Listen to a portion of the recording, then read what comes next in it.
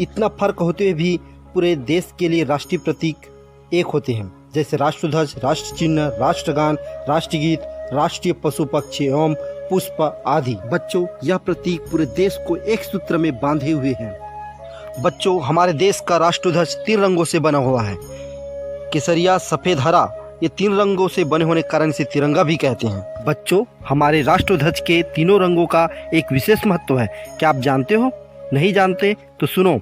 केसरिया साहस और त्याग का प्रतीक है, तो सफेद सत्य और शांति का। इसी प्रकार हरा विश्वास और समृद्धि का प्रतीक है।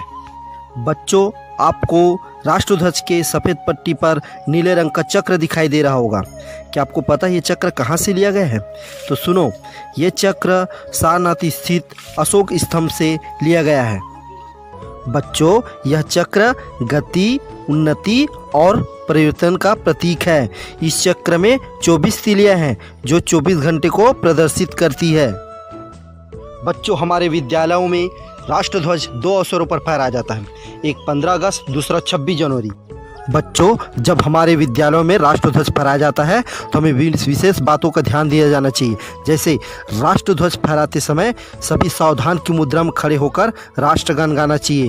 राष्ट्रध्वज फहराते समय यह ध्यान रखा जाना चाहिए कि केसरिया रंग ऊपर और हरा रंग वाला हिस्सा नीचे हो, और सूर्यास्त से पहले राष्ट्रध्वज को उतार लिया जाना चाहिए। जिस प्रकार राष्ट्रध्वज हमारा राष्ट्रीय प्रतीक है, उसी प्रकार और भी हमारे राष्ट्रीय प्रतीक है। आओ उन प्रतीकों के बारे में जानें। राष्ट्रीय चिन्ह। बच्चों, इस चित्र को ध्यान से देखो, यह हमारा राष्ट्रीय चिन्ह है।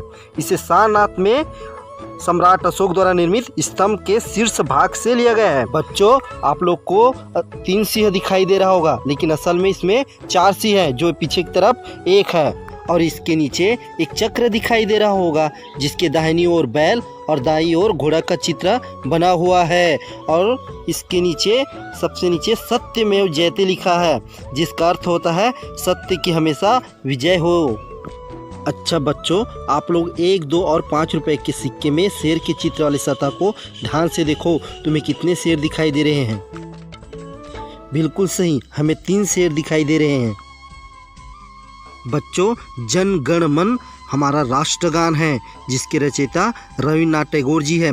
हमारे राष्ट्रगान में नदियों के नाम, पर्वतों के नाम, राज्यों के नाम का वर्णन है। जैसे नदियों के नाम में सिंधु, गंगा, यमुना, उसी प्रकार पर्वतों के नाम में विंध्य, और राज्यों के नाम में पंजाब, गुजरात, हिमाचल और बंगाल का नाम है। बच्चों, वंदे मातरम हमारा राष्ट्रीय गीत है। इस गीत की पंक्तियां बंकिम चंद्र चटर्जी द्वारा रचित आनंद मठ नामक पुस्तक से ली गई है। आज़ादी की लड़ाई के समय इस गीत ने सभी भारतीयों में देशभक्ति एवं स्वतंत्रता की भावना को जगाया था। तो बाघ हमारा राष्ट्रीय पशु है। यह ताकत और स्फूर्ति का प्रतीक है, किंतु कई कारणों से उनकी संख्या कम हो रही है। बाघों को बचाने के लिए भारत सरकार ने बाघ परियोजना 1973 में शुरू की है। राष्ट्रीय पक्षी मोर। बच्चों, मोर हमारा राष्ट्रीय पक्षी है। यह अपने रंग बिरंगे पंखों के कारण प्रसिद्ध है। बच्चों, मोर और मोरनी में अंतर होता है। मोर के सिर पर कलगी मुकुट जैसा होता है और मोरनी के सिर पर कुछ नहीं होता। राष्ट्रीय पुष्प कमल। बच्चों, आप लोगों ने तालाबों या पोखरों में कमल का पुष्प जरूर देखा होगा। यह हमारा राष्ट्रीय पुष्प है। इसके साथ ही राष्ट्रीय फल आम, राष्ट्रीय वृक्ष बरगद, राष्ट्रीय खेल हॉकी, राष्ट्रीय नदी गंगा और राष्ट्रीय मिठाई जलेबी आदि है। छत्तीसगढ़। बच्चों, जिस प्रकार हमारे भारत देश के राष्ट्रीय प्रतीक है, ठीक उसी प्रकार हमारे छत्तीसगढ़ राज्य के भी राजकीय प्रतीक है। तो देखते हैं, आओ हमारे छत्तीसगढ़ राज्य के कौन कौन से राजकीय प्रतीक हैं। छत्तीसगढ़ के राजकीय पशु वन भैंसा। बच्चों, छत्तीसगढ़ के दुर्लभ एवं संकटग्रस्त वन्य जीवों में वन भैंसा प्रमुख है। वर्तमान में वन भैंसा छत्तीसगढ़ के उदंती अभ्यारण्य, पामेड़ अभ्यारण्य एवं इंद्रावती राष्ट्रीय उद्यान में सीमित है। पहाड़ी मैना। बच्चों, छत्तीसगढ़ राज्य का राजकीय पक्षी बस्तर की पहाड़ी मैना को घोषित किया गया है।